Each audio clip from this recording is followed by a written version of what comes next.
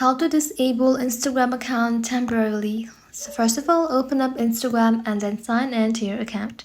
Now tap on the profile icon, then select this menu icon. Tap on account center right over here. Tap on manage accounts. Then select your Instagram account. After that, you want to go ahead and simply tap on deactivation or deletion. And just like that, you need to go ahead and simply tap on deactivate account. After that, tap on continue, and if prompted, you can go ahead and simply enter your password, choose a reason for deactivation, and then confirm your decision. Your profiles, photos, comments, and messages will be hidden until you log back in again. Simply sign back in into your account anytime to reactivate it again. That's it. Thank you all for watching. If this video was helpful, consider subscribing to our channel and liking this video.